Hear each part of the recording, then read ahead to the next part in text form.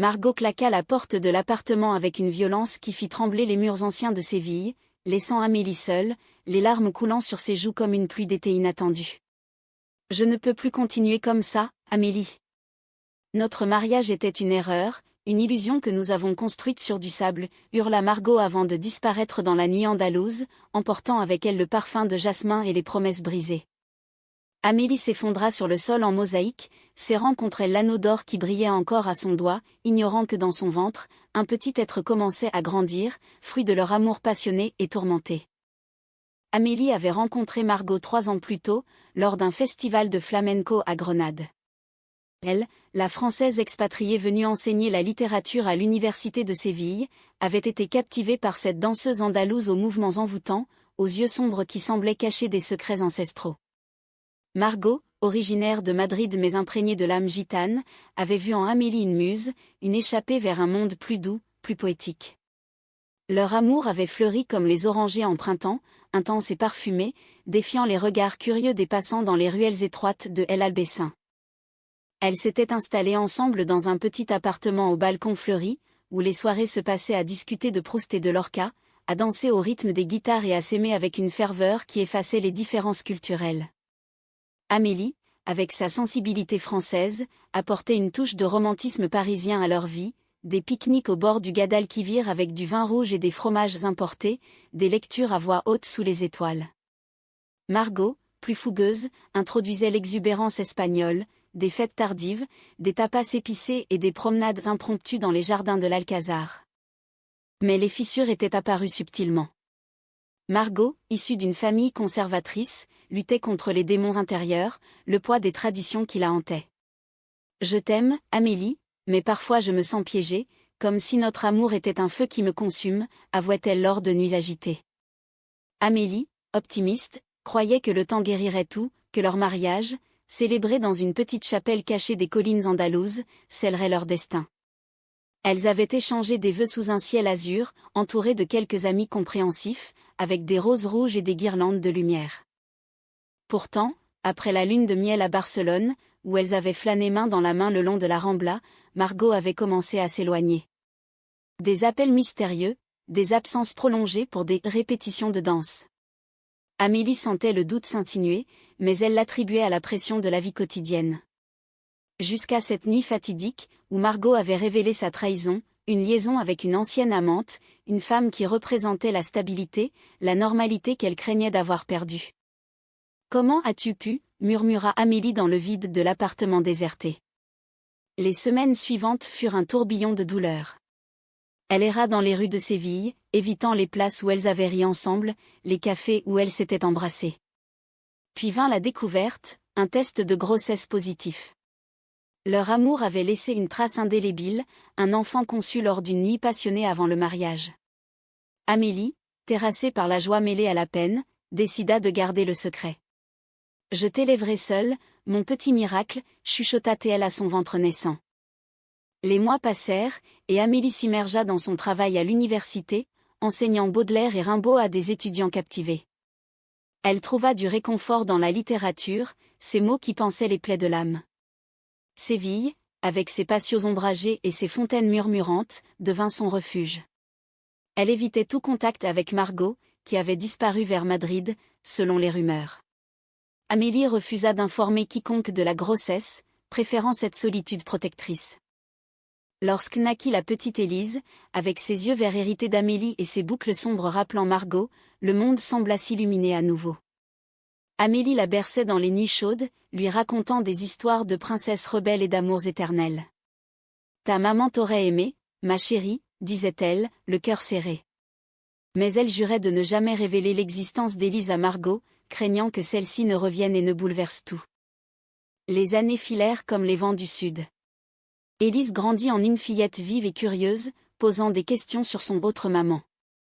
Amélie esquivait, inventant des contes où Margot était une aventurière partie explorer le monde. Elle vivait modestement, mais heureuse, dans un appartement plus grand près du parc Maria-Luisa, où Élise jouait sous les palmiers centenaires. Un jour, lors d'une exposition d'art à Grenade, Amélie croisa par hasard une ancienne connaissance de Margot. « Elle est de retour à Séville, tu sais ?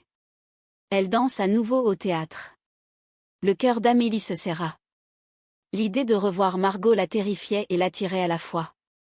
Elle décida de l'éviter, se concentrant sur Élise, qui entrait à l'école maternelle. Mais le destin en décida autrement. Lors d'une fête de quartier, sous les lumières des lanternes, Amélie aperçut Margot au loin, plus belle que jamais, riant avec des amis. Leurs regards se croisèrent, et le temps s'arrêta. Margot s'approcha, hésitante. « Amélie. Je suis désolée. » Amélie, tremblante, serra la main d'Élise plus fort. « Il est trop tard, Margot. Trop tard pour nous. » Margot s'arrêta net, ses yeux s'écarquillant en voyant la petite fille aux côtés d'Amélie. « Qui est-ce » demanda-t-elle d'une voix rauque, comme si un fantôme du passé venait de ressurgir. Amélie, le cœur battant, répondit avec une fermeté qu'elle ne se connaissait pas, « C'est ma fille, Élise. Et elle n'a rien à voir avec toi. » Mais au fond d'elle, la vérité bouillonnait, prête à éclater comme un orage d'été sur les plaines andalouses. Les jours suivants furent un tourment pour Amélie. Margot tenta de la contacter, envoyant des messages suppliants, des fleurs aux parfums enivrants. « Je t'en prie, parlons. J'ai commis une erreur impardonnable, mais je t'aime encore. » Amélie résista, bloquant les numéros, évitant les lieux où Margot pourrait apparaître. Elle se réfugiait dans ses lectures, relisant les poèmes de Verlaine pour apaiser son âme tourmentée. Élise, innocente, remarqua le changement. « Maman, pourquoi tu es triste ? C'est à cause de l'autre maman ?» Amélie la serra contre elle, murmurant des mots d'amour. « Non, ma puce. C'est juste la vie qui est compliquée parfois. » Mais la petite, avec son intuition enfantine, sentait le mensonge. Elle dessinait des familles avec deux mamans, posant des questions qui poignardaient Amélie au cœur. Margot, de son côté, ne pouvait oublier cette rencontre fortuite. Elle avait passé ses années à regretter sa trahison, voyageant de ville en ville, dansant pour oublier la douleur. À Madrid, elle avait tenté de reconstruire sa vie avec son ancienne amante, mais l'ombre d'Amélie la hantait. « J'étais effrayée, Amélie. Ma famille, la société. J'ai paniqué après le mariage. » Elle avait rompu avec tout, cherchant la rédemption dans l'art du flamenco, où chaque pas était une confession. Déterminée à reconquérir Amélie, Margot s'installa à nouveau à Séville, louant un studio près du quartier juif. Elle observa de loin, apprenant l'existence d'Élise par des amis communs. Le choc fut immense, cette enfant pouvait-elle être la leur ? Les dates coïncidaient avec leur dernière nuit d'amour avant la rupture. Margot calcula, recalcula, le cœur en feu. « Mon Dieu, Amélie m'a caché ça !» Elle décida d'affronter la vérité. Un soir, elle attendit Amélie à la sortie de l'université, sous les arches gothiques. « Amélie, s'il te plaît, écoute-moi. »« Élise. Est-ce qu'elle est de nous ?» Amélie pâlit, ses livres tombant au sol. « Comment oses-tu ? Tu nous as abandonnés. Pars, Margot, et ne reviens jamais. » Mais Margot insista, les larmes aux yeux. « Je sais que j'ai trahi notre amour, mais si elle est ma fille, j'ai le droit de savoir. » La dispute éclata, attirant les regards des passants. Amélie, submergée par l'émotion, avoua enfin, « Oui, elle est à nous. Conçue avant que tu ne me brises le cœur. Mais je l'élève seule, et c'est mieux comme ça. » Margot s'effondra, suppliant le pardon. « Laisse-moi faire partie de sa vie. Je t'en prie, pour elle. » Amélie rentra chez elle, bouleversée. Elle raconta tout à Élise, simplifiant pour l'enfant, « Il y a une autre maman qui t'aime, mais elle était partie loin. » Élise, excitée, demanda à la rencontrer. Amélie, déchirée, accepta une rencontre supervisée dans un parc, sous les ombrages des cyprès. La première réunion fut magique et douloureuse. Margot apporta des cadeaux, une poupée et un livre de contes espagnols. Élise, timide au début, finit par rire aux éclats en dansant avec elle. Amélie observait, le cœur serré par la jalousie et les souvenirs. « Regarde comme elle te ressemble » murmura Margot. Amélie hocha la tête, des larmes silencieuses coulant. Mais les conflits ressurgirent vite. Margot voulait plus, des visites régulières, une place dans leur vie. Amélie, méfiante, craignait une nouvelle trahison. Tu m'as quitté une fois, qu'est-ce qui me dit que tu ne recommenceras pas? Margot jurait sa loyauté, parlant de thérapie, de lettres à sa famille pour assumer leur amour. Un soir, lors d'un dîner tendu chez Amélie, la tension explosa. Élise endormie, elles se disputèrent sur le balcon. Je t'aime encore, Amélie. Notre mariage n'était pas une erreur, c'était moi qui l'étais. Amélie, émue, l'embrassa impulsivement, ravivant la flamme éteinte. Elles passèrent la nuit ensemble, redécouvrant leur corps, leurs âmes entrelacées comme autrefois. Pourtant, le lendemain, le doute revint. Amélie apprit par une amie que Margot avait vu son ex-amant récemment. C'était pour clore le chapitre, rien de plus, expliqua Margot. Mais Amélie, blessée, la repoussa. Je ne peux pas te faire confiance. Pas avec Élise en jeu.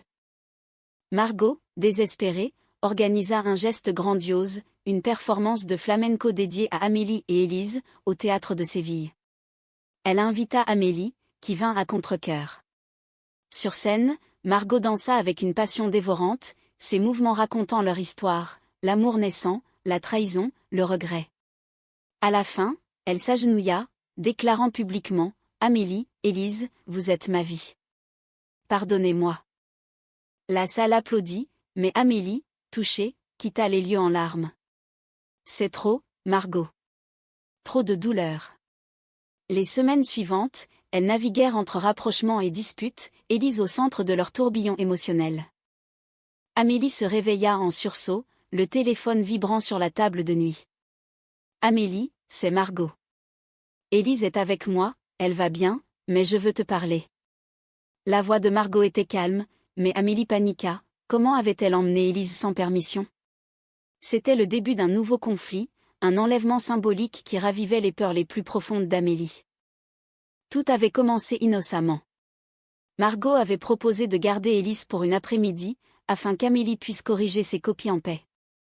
Je l'emmènerai au zoo, elle adorera les animaux. Amélie avait accepté, voyant le bonheur d'Élise. Mais quand l'heure du retour passa, l'angoisse monta. Et maintenant, ce appel, Margot voulait négocier une garde partagée, arguant que l'enfant avait besoin de ses deux mères. Amélie se précipita au studio de Margot, dans les ruelles pavées de Triana. Elle trouva Élise en train de jouer avec des instruments de musique, riant aux éclats. « Maman! Regarde ce que Margot m'a appris. » Amélie, furieuse, confronta Margot. « Tu n'as pas le droit. Tu nous as quittés, et maintenant tu veux tout reprendre ?»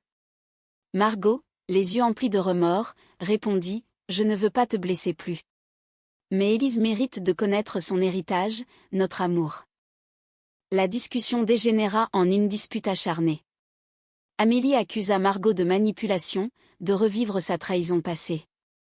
Margot pleura, avouant ses erreurs, « J'étais lâche, Amélie. Ma famille m'a renié quand j'ai parlé de nous.